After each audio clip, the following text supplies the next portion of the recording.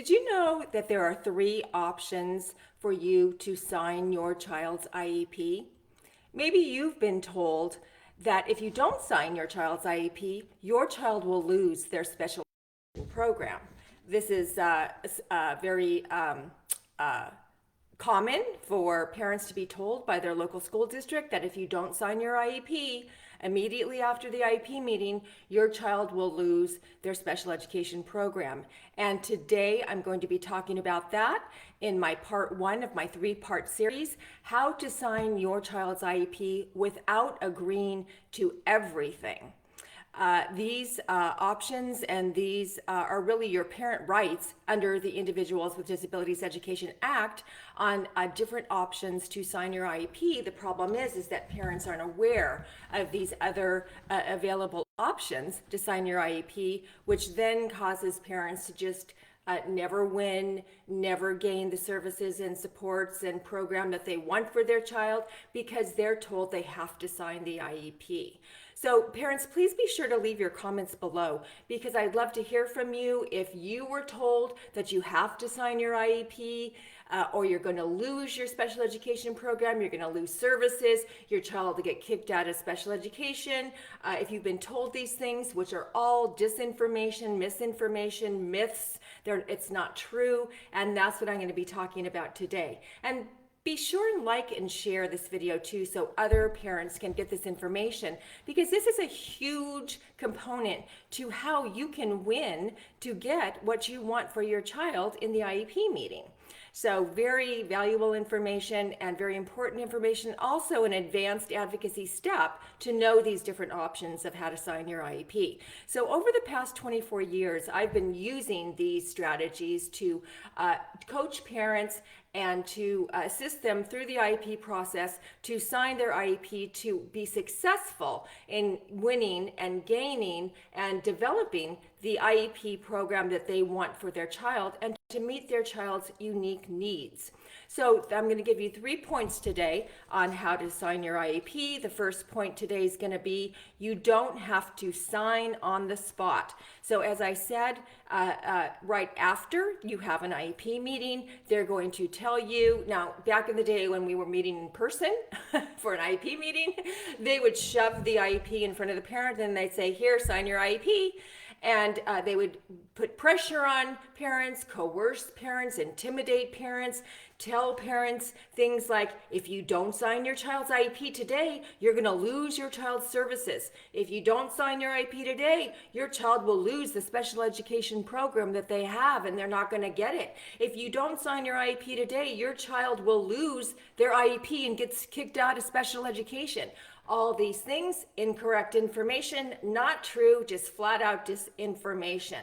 So they would push the IEP in front of parents and do these things, coerce them to sign, and most parents would then sign because they don't know their parent rights, they don't know that it's not true, and that's what I'm going to be talking about today. So parents, please know that is not true. You don't have to sign your IEP at the IEP meeting. These tactics are unlawful and a violation of your parent rights. What the truth is that the last agreed upon IEP that you signed remains in effect until you sign that current IEP that they are offering you. So you don't lose anything. That last IEP that was signed remains in effect and you get everything that was in that last IEP, but the things that they're changing or offering or doing in that current IEP won't be put into effect until you respond with one of the three options I'm going to be teaching you in this three-part series. So why do they do that? Why do they use these unlawful tactics to force parents to sign their IEP? Well, there's many reasons. The first reason is that the states require signature for the child's IEP. So they have the pressure of get the signature, get the parents to sign.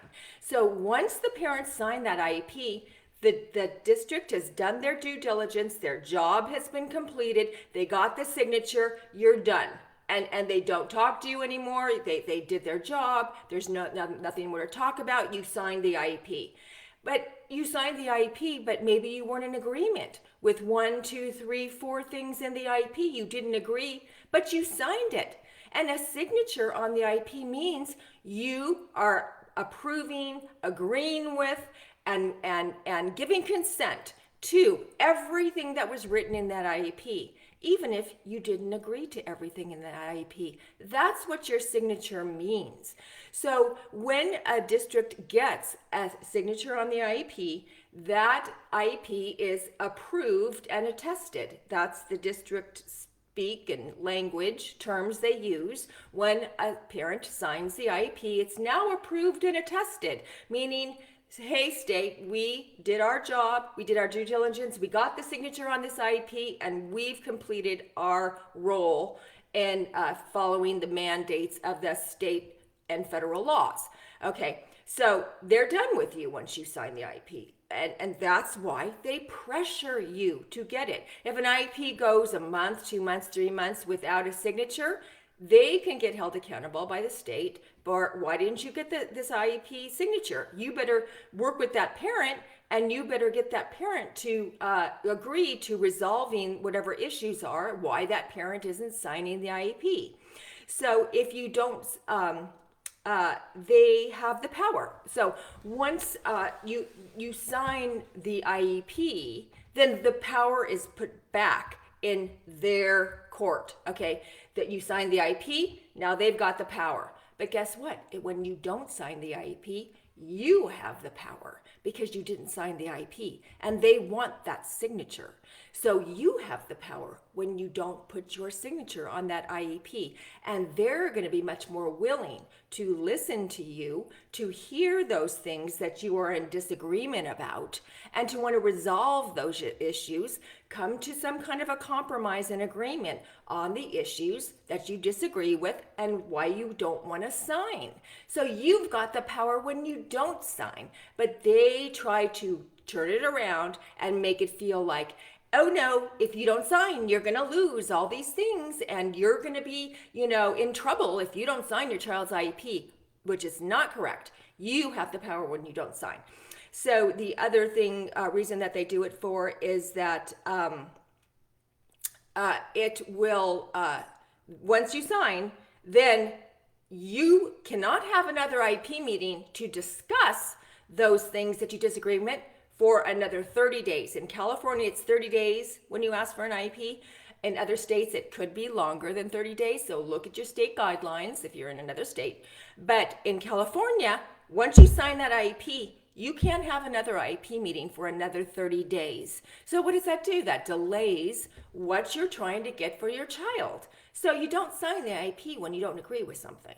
Okay? Don't ever sign a contract that you don't agree with. The IEP is a legal contract.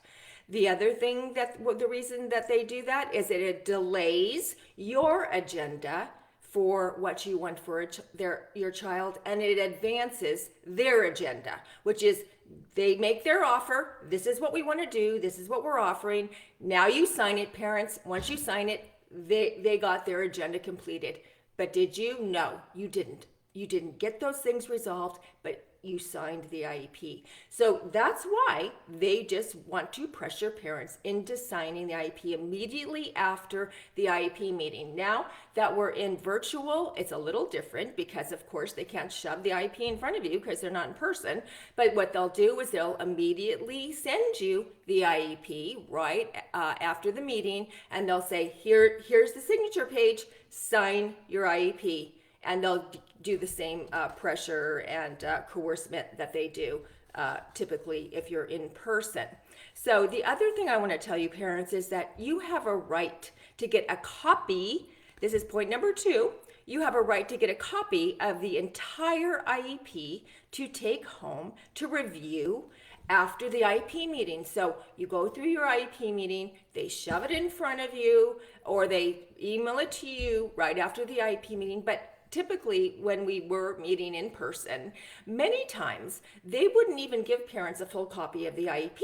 They would just get done with the meeting, put the signature page in front of a parent and say, sign it. Okay, just think about this. Okay, this is a legal contract, okay?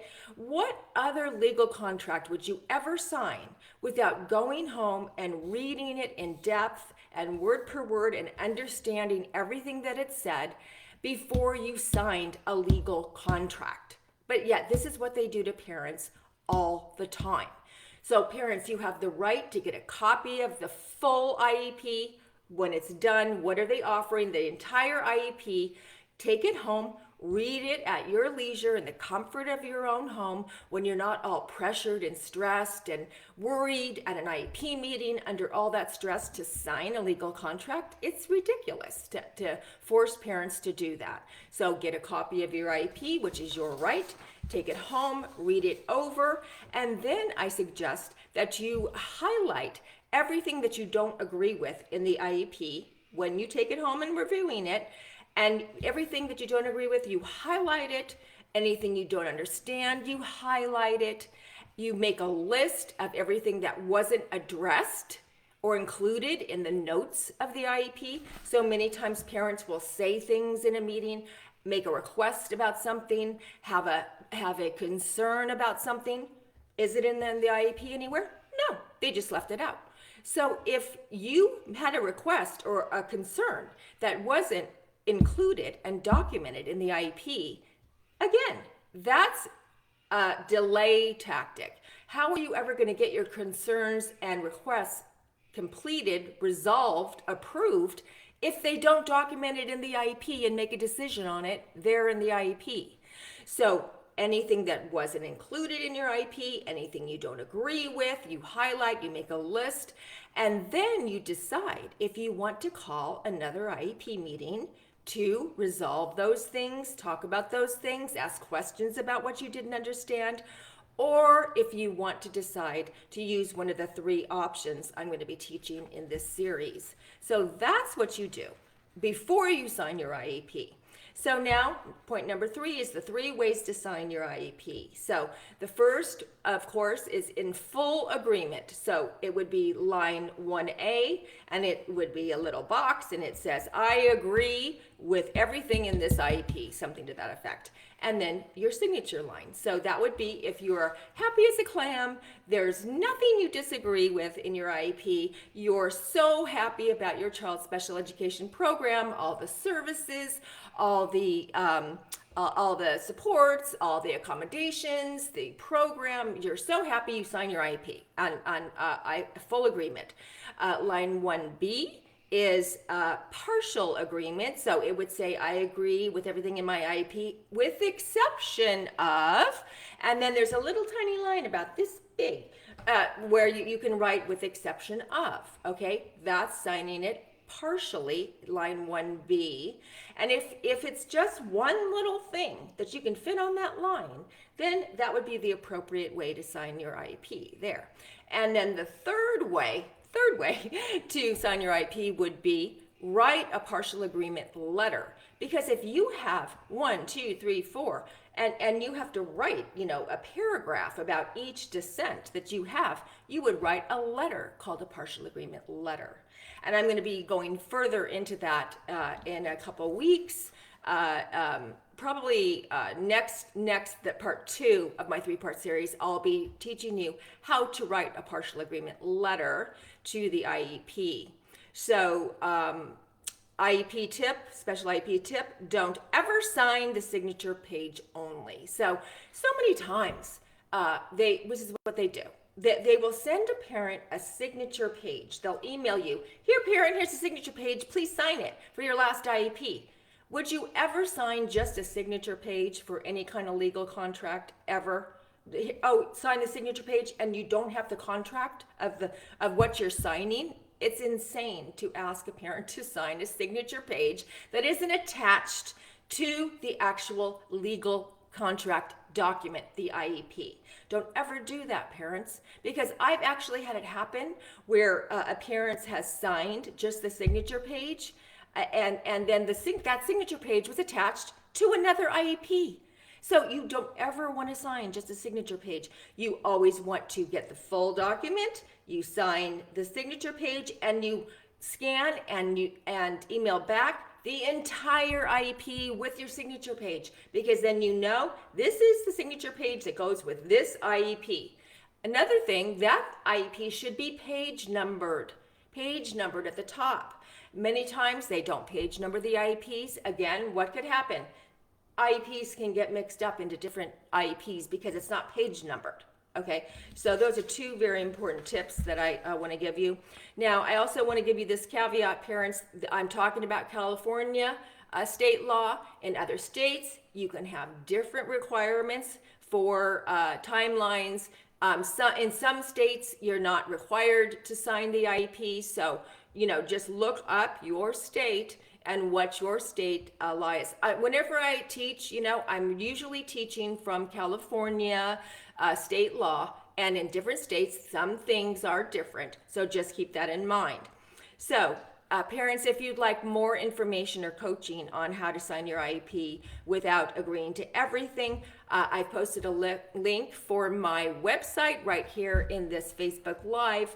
And I'd be more than happy to talk to you about how I can provide coaching and further services for you to help you to win the program that you want for your child. I also have a special education parent empowerment network Facebook group that I welcome you to join. It's for parents of children on IEPs. And it's also for any other educators or advocates that are also on board and want to advocate for kiddos on IEPs and assisting and empowering parents to know their parent rights and to learn IDEA law and their state law. Please fill out the questions for that when you ask to join the group, because if you don't answer those questions, I don't know who you are and I won't be able to admit you into the group.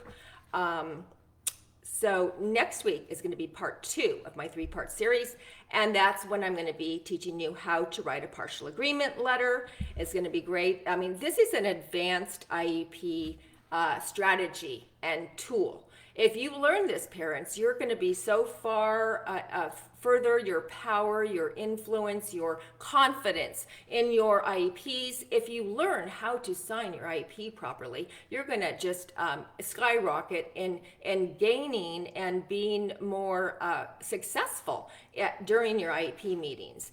So parents, I really hope to see you at my next Monday's Facebook Live, where I'll be teaching on the partial agreement. I'm Valerie Abrahamian, the IEP Navigator, and I teach, coach, and assist parents how to get the IEP their child needs to thrive both in school and in life after high school. I also want to give you a little heads up that I'm going to be launching my Ultimate IEP program. It's an intensive course that I teach IDEA, Special Education A to Z. It's an intensive course. You'll start seeing posts on my Facebook page. Also, if you're on my email list, you'll start getting emails regarding this special course. Everything you need to know to become a powerful advocate for your child. So thanks everyone, God bless, and I'll see you next Monday on my next Facebook Live.